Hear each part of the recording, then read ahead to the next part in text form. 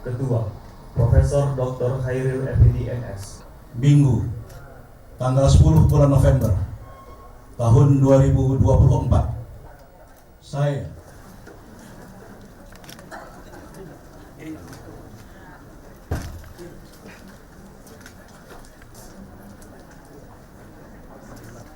setia dan taat akan setia dan taat kepada Undang-Undang Dasar Negara Republik Indonesia kepada Undang-Undang Dasar Negara Republik Indonesia tahun 1945, tahun Rektor Universitas Koso masa jabatan 2020-2024 Bapak Dr. Dede dan 2 Universitas Koso yang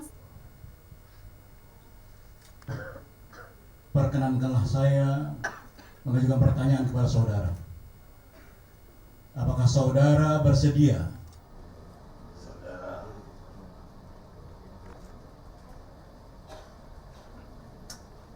Bapak Ibu yang terkait pelantikan hari ini, Pak Rektor. ya, pelantikan hari ini itu biasa, nggak ada masalah. Masalahnya adalah memang rektor yang lama sudah habis waktunya dan memang harus segera ada peralihan karena rektor yang lama akan menempati posisi tempat yang baru. Nanti kita doakan supaya beliau.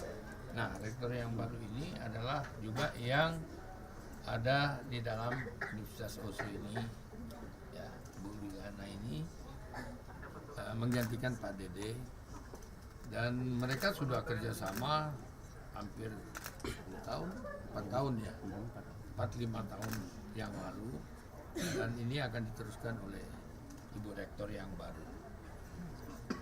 Jadi ini biasa saja, cuman mungkin dengan situasi seperti apa yang dikatakan oleh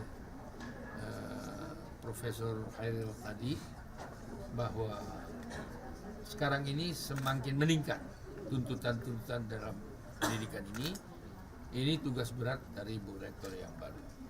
Ya.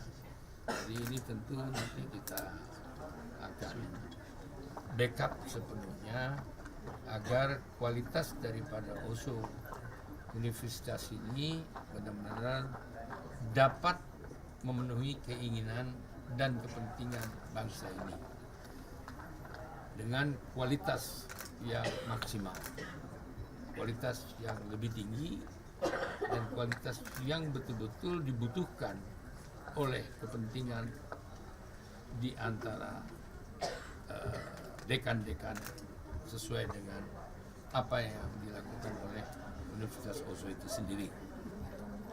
Pak, memaknai Hari Pahlawan ini, Pak, ada kaitan nggak dengan untuk pendidikan sendiri, Pak? Untuk pahlawan Justru karena inilah Hari Pahlawan inilah bertepatan dengan penggantian ini, kita ambil sebetulnya sudah sebulan yang lalu ya, tapi kita ambil bertepatan dengan ini untuk menanamkan rasa kejiwaan kepahlawanan dan nasionalisme yang tinggi di dalam membangun sistem ya, kenegaraan di dalam segala sektor, ekonomi, sosial, budaya, ya, hukum, dan lain-lainnya. Itu harus melalui pendidikan dengan experience, dengan pengalaman-pengalaman yang diajarkan di universitas itu bukan hanya teori. Jadi itu sebabnya Universitas OSU mengharapkan murid yang belajar di sini itu betul-betul harus menghayati tentang pengalaman. Jadi bukan teori, tapi teori dilaksanakan dengan pengalaman dan dia menghasilkan satu produk yang bisa dijual dan bisa menguntungkan untuk para pemakai di sektornya masing-masing, di fakultasnya masing-masing. Ya. ini, Ibu Rektor. Universitas dan Indonesia Emas nanti Pak, generasi Indonesia masa depan Pak. Harapan Bapak atau ada pesan Bapak untuk Bu Rektor ke depan? Indonesia Emas itu hanya bisa dicapai kalau kita mempunyai kader-kader ekonomi, kader-kader politik, kader sosial budaya yang canggih, yang berpengalaman, yang bisa membawa keinginan untuk Kamera Pak. emas itu sendiri. Ya. Jadi emas itu tidak gampang dicapai. Jadi saya dengan istri saya yang mendirikan Universitas USO ini benar-benar ingin mengajak bangsa ini mempunyai kualitas pendidikan dengan pengalaman, bukan dengan teori. Itu prinsipnya. Itu ditentukan oleh para rektor, para dekan. Dan dekan-dekan kita itu di bawah rektor itu tentu terus-menerus mengadakan satu evaluasi setiap saat. Pendidikan itu harus ada kemajuan-kemajuan yang maksimal. Akan melanjutkan apa yang sudah dikawal oleh rektor lama. Tentunya target-target kami adalah kualitas seperti yang disampaikan oleh Bapak Pembina kami. Kami akan meningkatkan apa yang alumni kami tentunya siap bekerja, sehingga siap bekerja, siap dipakai di dunia kerja, siap dipakai di mana saja. Makanya kami memang sudah merintis sebelumnya, kami selalu berusaha bekerja sama dengan dunia usaha dan dunia industri.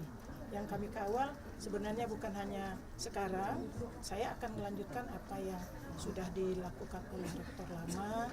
Kemudian kami juga akan melakukan peningkatan kualitas pembelajaran kami, ya, supaya anak-anak kami nanti di depannya begitu sudah selesai menjadi sarjana, mereka siap ditempatkan di mana saja, siap berkiprah dalam di dunia mana saja, baik di politik atau dunia usaha atau sebagai pengusaha atau sebagai birokrat.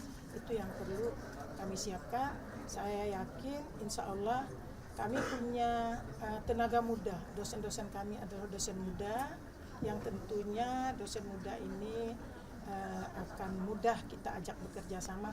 Lompatan kami harus tinggi, lompatan kami harus lebih lompatannya harus lebih gesit. Itu saya insya Allah bersama rekan-rekan dosen, bersama dengan rekan-rekan tendik, bersama dengan ketua yayasan terutama, kemudian selalu minta pengarahan kepada pembina. Kami akan harus berlari cepat karena kami selain punya mitra dengan universitas lain yang 48 tadi, kami juga harus mampu berkompetisi. Jadi harapan saya itu insya Allah kami akan kawal pelaksanaan perkuliahan ini tidak hanya teori, tetapi kami akan mendekatkan diri. Selain kami akan memantapkan teori pada anak-anak didik kami juga akan mampu tetap meluaskan kerjasama kami kepada dunia usaha dan dunia industri. Bu, terkait biaya kuliah yang banyak juga dikeluhkan, banyak mahal, biaya kuliah pendidikan Kita mahal. di Seperti apa, Bu? Universitas USO, alhamdulillah atas arahan Bapak Pembina, kami sangat rendah. Dan selama kami dibuka dari tahun 2020 sampai sekarang, kami tidak menaikkan SPP. Uang kuliah itu tidak kami naikkan, malah kami terima kasih juga kepada Bapak Pembina yang sangat banyak juga memberikan beasiswa kepada putra-putri yang berprestasi dari daerah-daerah.